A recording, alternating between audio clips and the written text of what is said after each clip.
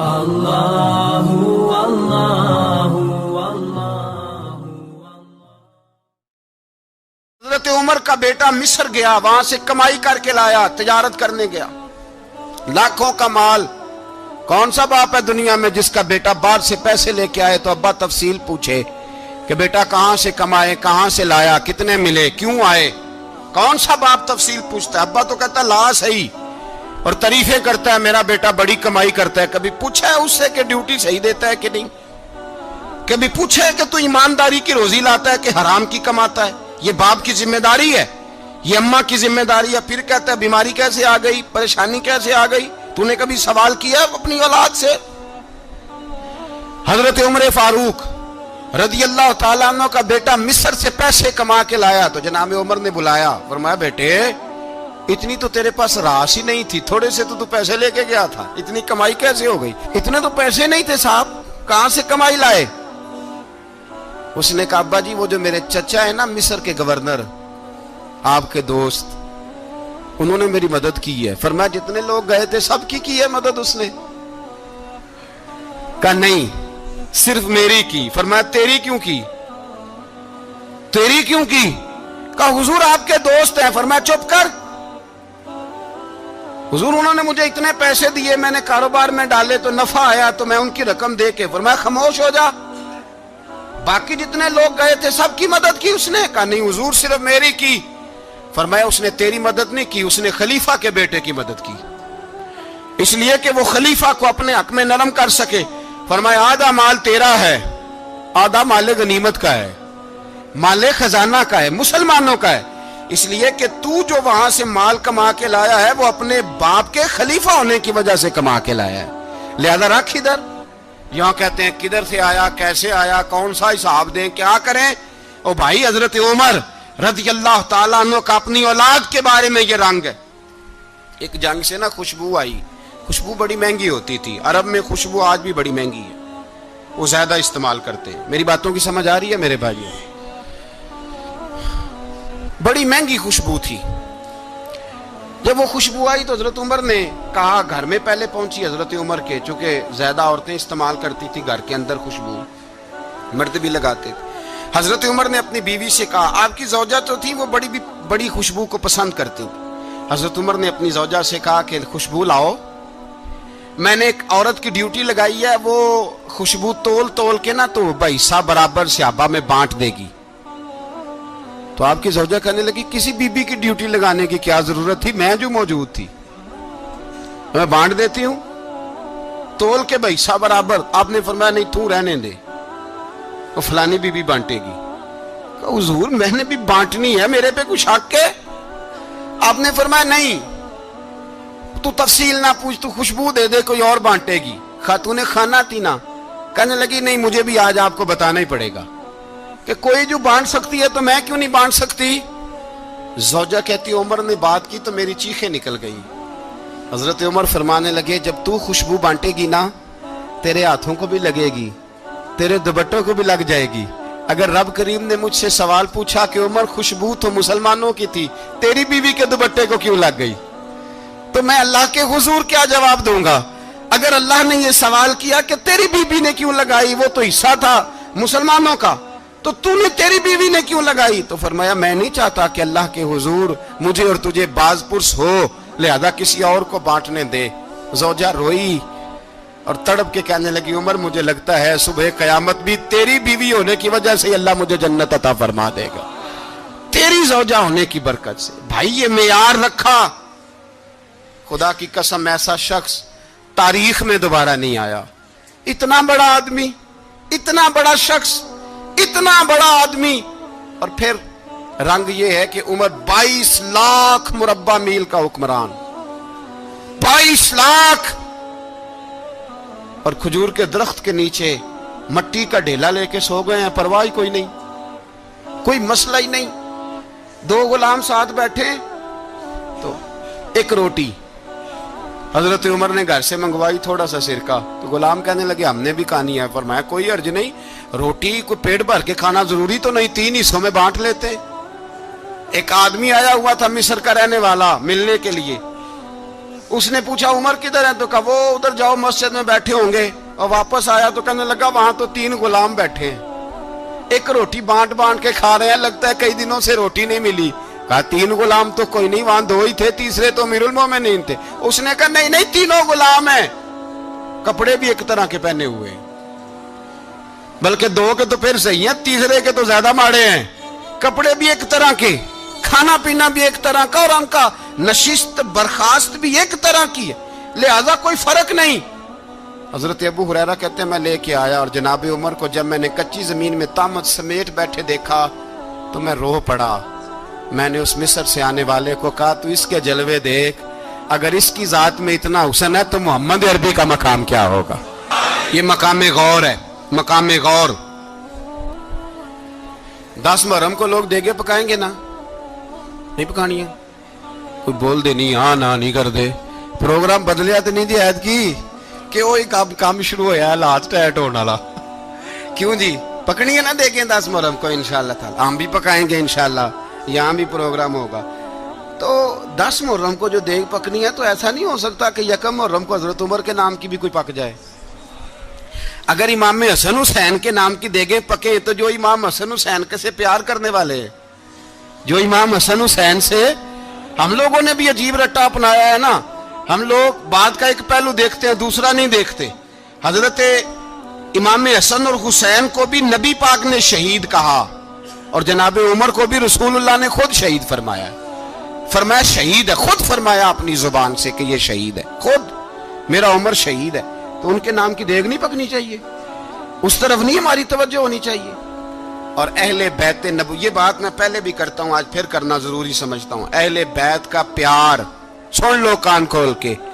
اہل بیت کا پیار اگر ہمیں کسی نے سکھایا ہے تو سیدنا عمر فاروق نے سکھایا ہے. اہل بیت نبوت کی محبت اگر کسی نے سکھائی ہے تو کس نے سکھائی ہے؟ بول کے بتائیے. حضرت عمر نے. اہل بیت کا پیار ہمیں حضرت عمر نے بول کر کے سکھایا ہے. بھائی یاد رکھیں, کسی کی طاقت نہیں تھی دم مارنے کی حضرت عمر کے سامنے, طاقت ہی نہیں تھی. کیسر و کسرا کانپ جاتے تھے, جرت ہی نہیں کرتے تھے حضرت. اور ہمارے تو تعلقات بڑے ہیں نا غیروں سے. حضرت ابو موسیٰ اشعری رضی اللہ تعالیٰ عنہ فرماتے ہیں میرا منشی سائی تھا,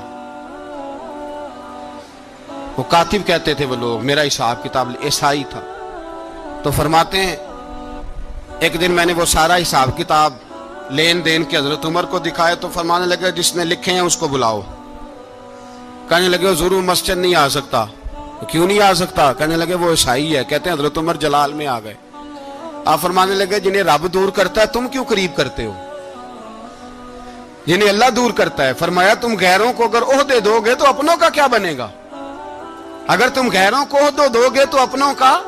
یہ سوچ ہے جو آج برما کے مسلمانوں کے لیے بھی ضروری ہے. کہا اگر تم غیروں کو عہدے دو گے تو اپنوں کا. ہم نے غیروں کو عہدے دیے تو دیکھا نا اپنے کس طرح کاٹے جا رہے ہیں. غیروں کو جو عہدے دے دیے یارانے سارے غیروں سے. روز دعویٰ ہوتا ہے چین ہمارا سجن ہے, چین ہمارا دوست ہے. او بھائی دوست ہے تو اس سے کہو نا کہ برما تو تمہاری ایک چھوٹی سی ریاست ہے, چین کے بغیر تو وہ سانس بھی نہیں لے سکتا. اس کو کہو نا اس حکومت پہ دباؤ ڈالے. لیکن ہم لوگوں نے غیروں کو عہدے دیے تو اپنے پس گئے. حضرت عمر کہتے تھے ذمی کا ہم ادب کریں گے, ذمی کافر کا ہم, ایسا کافر جو مسلمان ریاست کو قبول کرے, بدامنی نہ پھیلائے. ایک آدمی کو آپ نے دیکھا آنکھوں سے نابینا ہے اور بھیک مانگ رہا ہے, تو حضرت عمر کو نظر آ گیا. فرمایا کون ہو؟ اس نے کہا میں یہودی ہوں.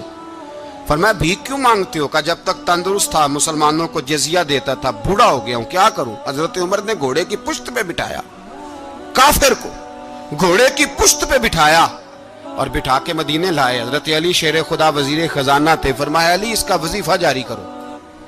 کہا یہ کون ہے؟ فرمایا یہ یہودی ہے لیکن یہ ہمیں جزیہ دیتا رہا, بوڑھا ہو گیا بیچارہ, بھیک مانگنے پہ مجبور ہے, ہماری حکومت کے اندر رہتا ہے, اس کا پورا وظیفہ جتنا خرچہ اتنا وظیفہ لگاؤ. حضرت علی کہتے ہیں میں وظیفہ لگا رہا تھا اور وہ میرے نبی کا کلمہ پڑھ رہا تھا, وہ رسول اللہ کا کلمہ پڑھ رہا تھا. یہ مزاج, یہ نہیں کہ کافر. حضرت عمر نے گورنروں کو خط لکھے تھے کہ زبردستی کسی کو مسلمان نہیں کرنا, جہاں ان کی عبادت گاہیں بنی ہو گرانی نہیں, کوئی مندر کوئی گرجا ضائع نہیں کرنا. इस्लाम सबको जीने का मौका देता है, पर बेईमानों, जालिमों, बदजातों, तुम्हें यह कहता है कि हम तुम्हें जीने का मौका देते, तुम भी मुसलमानों को जीने का मौका दो। ये जहां बसते हैं, जहां रहते हैं, इन्हें वहां जीने का मौका दो। इन्हें भी अल्लाह अकबर कहने का मौका दो, इन्हें भी कुरान पढ़ने का मौका दो, इन्हें भी रसूलुल्लाह पर दुरूद पढ़ने का मौका दो। हमारे मुल्क में ईसाई अपनी मर्जी से खुलेआम तबलीग करते हैं। यहां तो चैनल चलाए हैं ईसाइयों ने। किसी मजहबी जमात ने कभी जुलूस निकाला है कि ईसाइयों का चैनल बंद करो? बोले निकला है कि नहीं निकला? कितने जुल्म की बात है।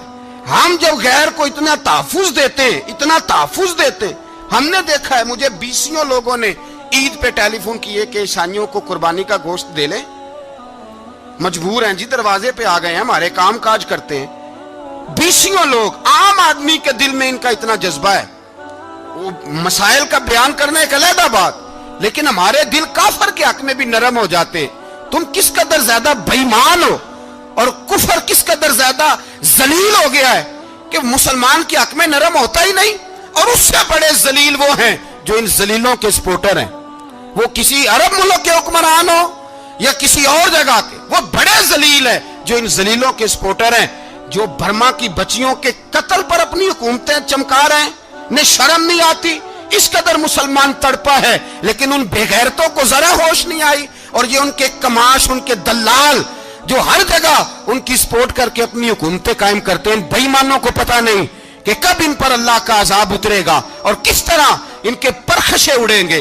तुम्हें अपनी जिल्लत और रुसवाई नजर नहीं आ रही कि जमीन किस तरह तुम्हारे लिए तंग हो गई है? इससे ज्यादा और तुम्हारी रुसवाई क्या होगी? डरो अल्लाह से, और ये तो दुनिया का अजाब है। इन्ना बत्श रब्बिका लशदीद, मेरा रब कहता है क़यामत तो कायम होने दे।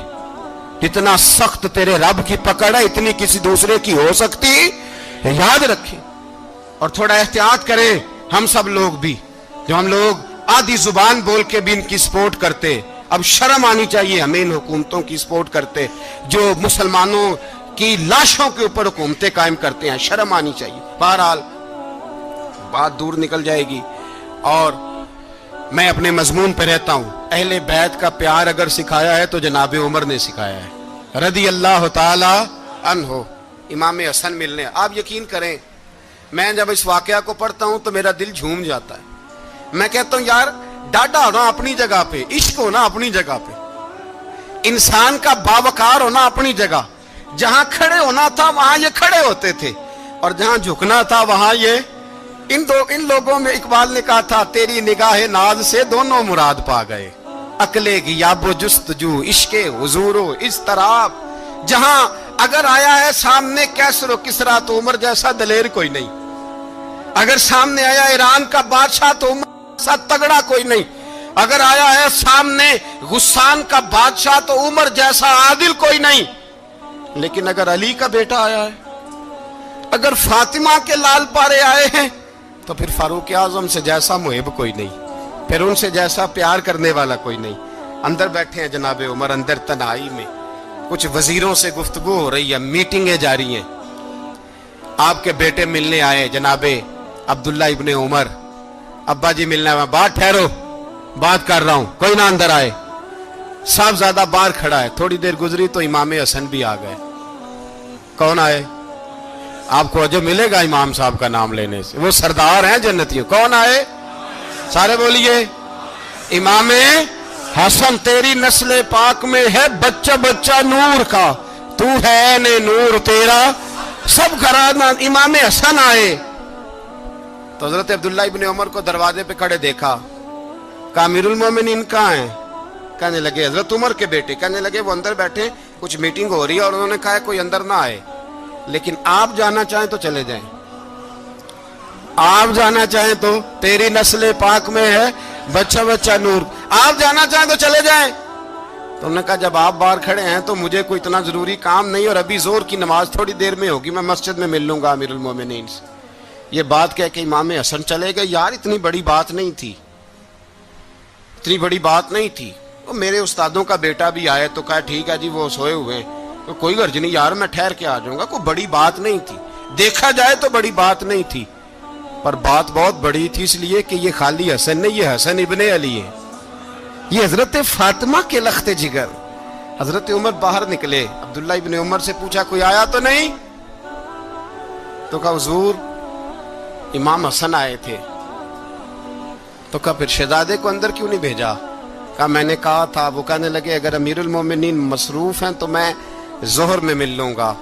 حضرت عمر رونے لگے, فرمایا بیٹے تو نے اچھا نہیں کیا. پھر مسجد نہیں گئے, سیدھے امام حسن کے دروازے دستک دی. امام حسن باہر آئے, کہا شہزادے آئے تھے تو ملے کیوں نہیں؟ تو امام حسن کہنے لگے حضور آپ کا اپنا بیٹا دروازے پہ کھڑا تھا, آپ کا اپنا بیٹا دروازے پہ کھڑا تھا, اور منع بھی کیا تھا آپ نے تو میں زور میں مل لیتا. حضرت امام حسن فرماتے ہیں جوش جذبات میں جناب عمر نے سر سے پگڑی اتار دی, جوش جذبات میں. کہنے لگے حسن میرے بیٹے کا اور آپ کا کیا مقابلہ؟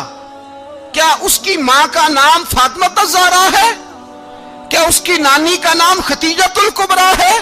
کیا اس کے نانے کا نام محمد مصطفیٰ ہے؟ آپ کا اور اس کا کیا مقابلہ؟ پھر رو پڑے اور کہنے لگے بیٹے میں مکے کے صحراؤں میں اونٹ چرایا کرتا تھا, یہ جو میرے سر پر عزت کے بال ہیں یہ تیرے نانے کے اگائے ہوئے. میں مکے کے خبردار شہزادے خبردار. او بھائی اہل بیت نبوت کے ادب کا رنگ اگر سکھایا ہے تو سیدنا عمر نے سکھایا ہے. حضرت عمر فاروق اتھارٹی ہے, اسلام کی اتھارٹی. یکم محرم حضرت عمر کی شہادت ہے.